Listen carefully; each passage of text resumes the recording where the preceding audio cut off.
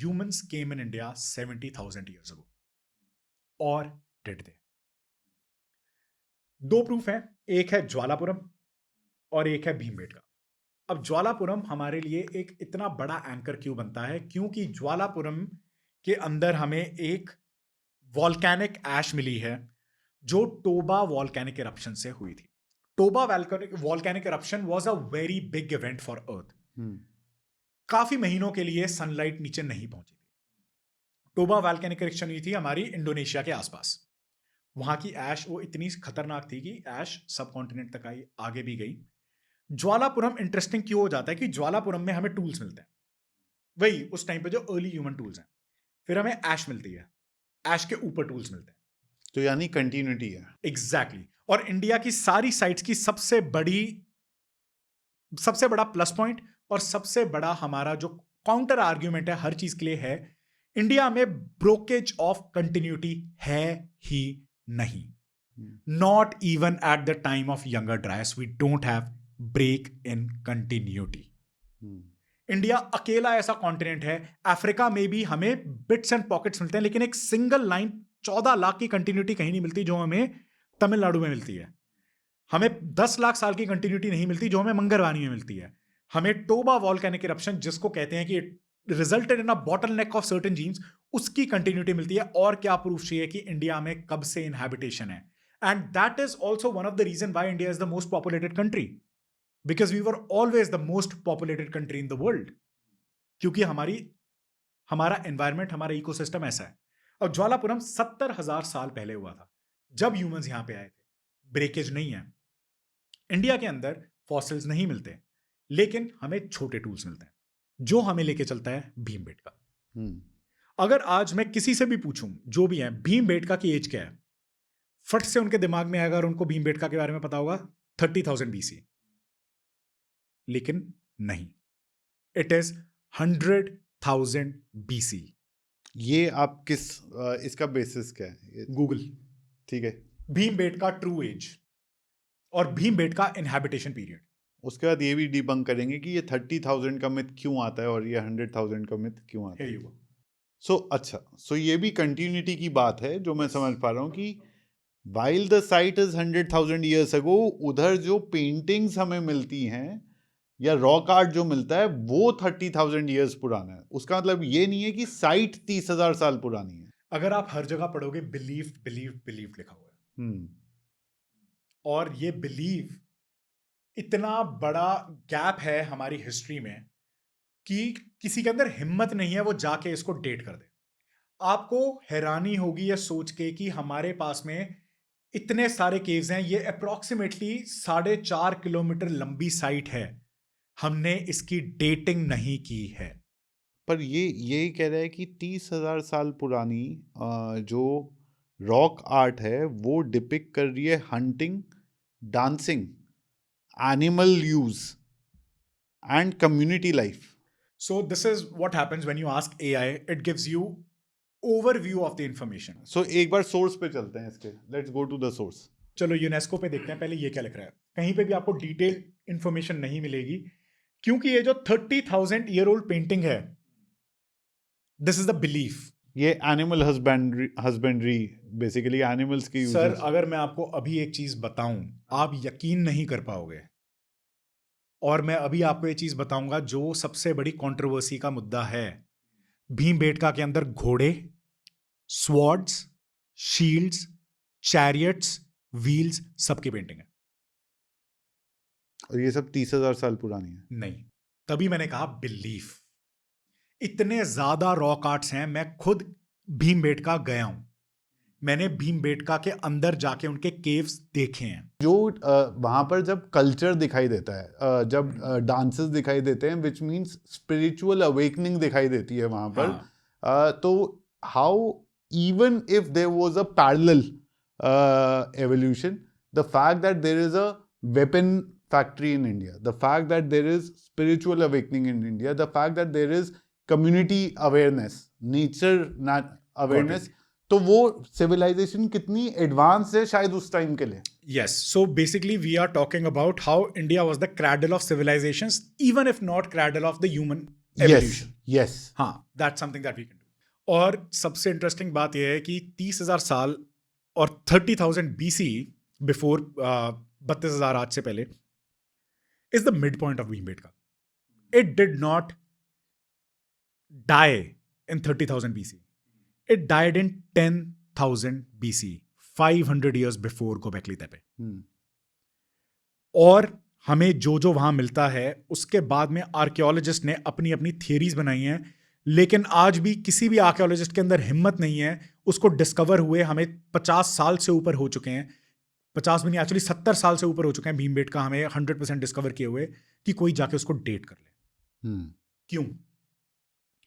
1 लाख साल पहले हमें ऐसा क्या मिला? पेंटिंग्स को हमने रफली 30,000 बोला है। क्यों? क्योंकि उसके अंदर रेड ऑक्रे यूज हुआ था। तो जब आप कोई भी पेंटिंग देखते हो आपको लाल रंग की पेंटिंग्स ही दिखती हैं। वो एक रेड ऑक्रे कलर था जो हम नेचुरली फूलों से और बाकी चीजों से निकाल के ऑक्साइड्स लेके हम उससे ड्रॉ कर सकते हैं एंड यूज्ड टू स्टिक। उसके बाद में हमें उसके ऊपर वाइट, फॉस्फेट और येलो कलर की पेंटिंग्स मिलती हैं। तो भीमबेटका में पेंटिंग के ऊपर पेंटिंग के ऊपर पेंटिंग बनाई गई है। आज मैंने यहाँ पे ए लिख दिया, अब ए लिख दिया तो मिटा नहीं सकता, उसके ऊपर ही बी लिख दिया, उसके ऊपर सी लिख दिया। कोई आप मेरे बाद में आए 10,000 साल बाद, आपने उसके ऊपर डी लिख दिया, तो पेंटिंग के ऊपर पेंटिंग है। इसको हम चेक कर सकते हैं। ऐसा नहीं है कि हमारे पास टेक्नोलॉजी नहीं है। हाँ, जब ये डिस्कवर हुआ था तब टेक्नोलॉजी नहीं थी, लेकिन आज हमारे पास टेक्नोलॉजी है टू डेट द पेंटिंग्स। वही क्वार्ट्ज की थर्मोल्यूमिनेसेंस यूज करके या फिर अपनी 3-4 और रैपिड डेवलपमेंट हुई है हमारी, आइसोटोप्स को हम स्टडी करके उसकी डेटिंग निकाल सकते हैं। 1 लाख साल पहले हमें वहां पे बड़ी big tools like hand axes, but they were smaller than that of the 17 lakh साल पुराने टूल्स। तो वो हमें मिली, उसके अंदर में कंटिन्यूस डेवलपमेंट किया, छोटा छोटा छोटा छोटा छोटा छोटा होता रहता है। यहां पे एक सबसे इंटरेस्टिंग चीज क्या आ रही है कि जितने भी 30,000 BCE से 10,000 BCE के बीच में टूल्स बने हैं, ऑलमोस्ट सबकी लेंथ सेम है। तो मतलब यहां पे मैथमेटिकल डायमेंशन, चाहे वो नंबर्स नहीं थे, उसकी सेंस आ गई थी हमारे अंदर। भीमबेटका पेंटिंग से ज्यादा अपने टूल्स के लिए प्रसिद्ध होना चाहिए, क्योंकि इसके अंदर 1 लाख साल पुराने टूल्स एक साथ मिले हैं पूरे के पूरे केव्स की रेंज में। उसके बाद में अब हमें ह्यूमन एवोल्यूशन तो मिल गई, पेंटिंग में मिल गई। 10,000 BCE में भीमबेटका में कोई सेटलमेंट नहीं है। इसीलिए बोलते हैं कि भीमबेटका 1 लाख साल पहले एस्टैब्लिश हुआ, 10,000 BCE में लोगों ने अबैंडन कर दिया। Continuity of 90,000 years at one cave architecture. अब 10,000 BCE में क्यों छोड़ा उन्होंने? Maybe now they started settling in towns, in cities. Bhimbetka की कंट्रोवर्सी और क्यों इसको लोग डेट नहीं करते, वो शुरू होती है arrival of horses, chariots, swords and shields in the paintings of Bhimbetka. Chariots बोला आपने? चैरियट्स, रथ जिनको घोड़े चला रहे हैं। Bhimbetka chariot, Bhimbetka horse, Bhimbetka shield and Bhimbetka swords. We are riding the horse with a sword in the hand. Entire army, तीर कमान, बो एंड एरो, तलवारें, हॉर्स राइडर्स। और ये कम से कम 1 लाख नहीं तो कम से कम 30,000 साल पुरानी। 10,000। लेकिन यहां पे अब आती है एक इंटरेस्टिंग चीज। ये घोड़े पे बैठे हुए हैं। हाँ, घोड़े पे बैठे हुए हैं, तलवारें हैं, भाले हैं, दुनिया भर की चीजें। It is a proper army fighting and there are lot of paintings. इसीलिए हमें पेंटिंग्स की लिस्ट इतनी बड़ी है इसमें, because I think there are around 700 rock shelters, right?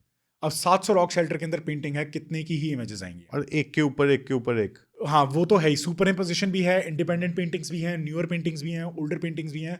और जब मैं गया था, I was literally फ्लैबरगास्टेड by looking at it.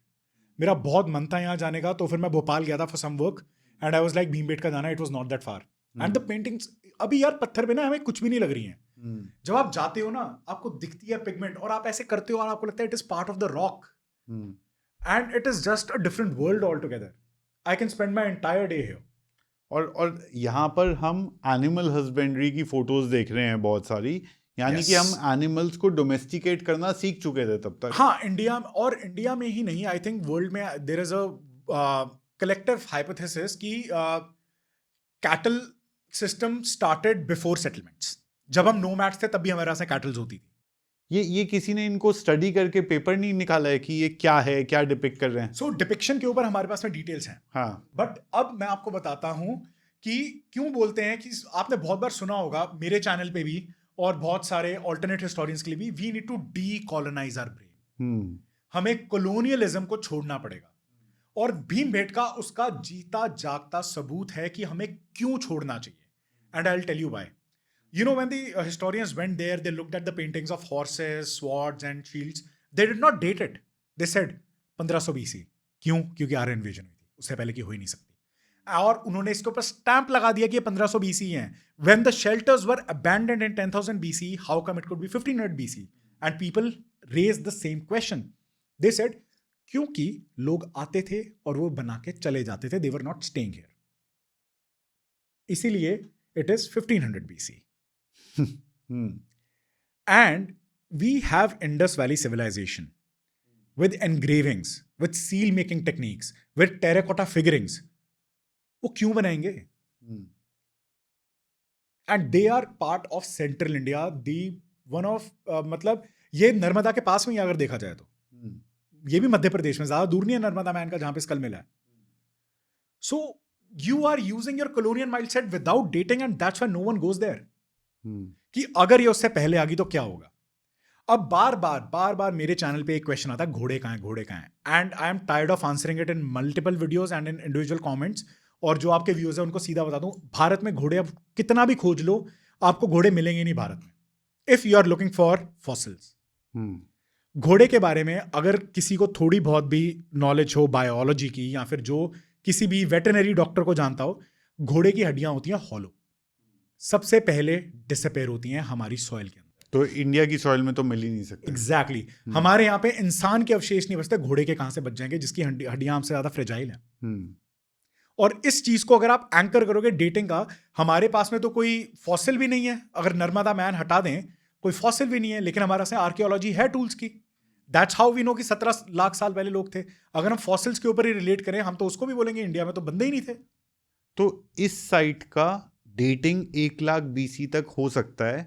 हो चुका है. 1 lakh BC is an established date based on the tools that are found there. Paintings नहीं, पेंटिंग्स की डेटिंग नहीं हुई है. बट टूल्स की डेटिंग हो गई है, और वो 1 लाख BC है. 100% कंफर्म्ड है, जो कि अग्रीड है. That's why when you Google it, it says 100,000 years to 10,000 BC. The small portion of the paintings which were dated, पता नहीं कितने साल पहले, that is 30,000 BC. 30,000 BC का मतलब ये है कि हम ये कह रहे हैं, पूरा जो, मेरे को तो लगता है कि ग्राहम हैंकॉक को इंडिया बुला लेना चाहिए, क्योंकि वो जो पूरी दुनिया में ढूंढता फिर रहा है, तो उसको एक ही सब कॉन्टिनेंट में मिल जाएगा. एक ही सब कॉन्टिनेंट में. अगर 30,000 BC पे chariots, horses, war scenarios depict हो रहे हैं, हालांकि चैरियट्स शायद इतना कन्विंसिंग पिक्चर नहीं है, बट वॉर है. लेकिन वॉर है, डोमेस्टिकेशन ऑफ एनिमल्स है, क्लियरली सिविलाइजेशन है, कॉन्सेप्ट ऑफ वॉर स्ट्रैटेजी है. फैमिली का भी एक उसमें फैमिली का एक इमेज आ रहा था, तो एक कम्युनिटी के अंदर फैमिली यूनिट भी एस्टैब्लिश हो चुकी है 30,000 BC पे. ये कम से कम जो है प्रूवन है, right. So which means that Indian civilisation उस समय तक उस लेवल के एडवांसमेंट तक पहुंच गई थी. एब्सोल्युटली.